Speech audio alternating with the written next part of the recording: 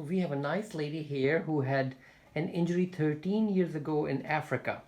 And she went in, she got it repaired, but as you can see, it didn't heal very well. This is not a keloid, but a hypertrophic scar, which is different than keloid. So which means that if you repair it really well, very unlikely that it will become hypertrophic again. And also you can see some railroad marks where the stitches were.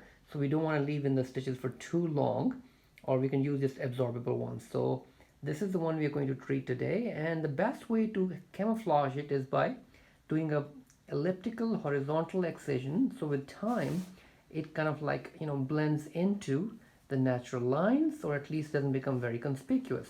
So I'm going to have the patient raise her eyebrows like she's surprised. Go ahead. So you see how it fits right in. And that's where we want it. There you go. That's exactly where we want it.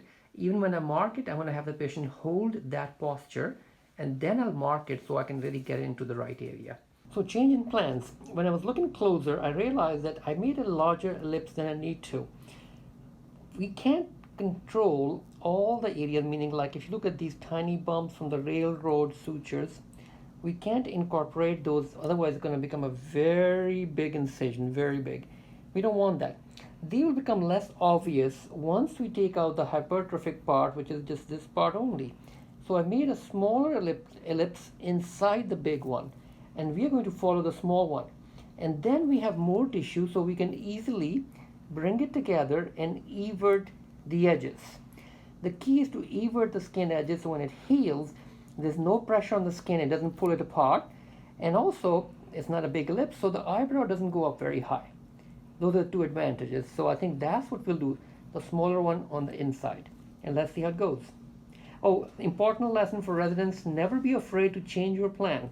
If you doubt yourself, look at it again and then change your plan if you have to. No big deal. So we are done with the surgery. I just wanted to demonstrate, especially for the residents.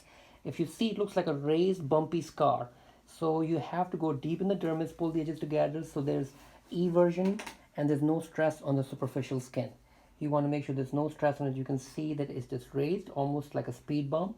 And as it heals, it's going to pull apart and become a nice fine line. That's the goal.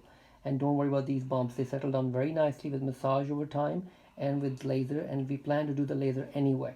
So here we go. Can't wait to follow up and show you the eventual result.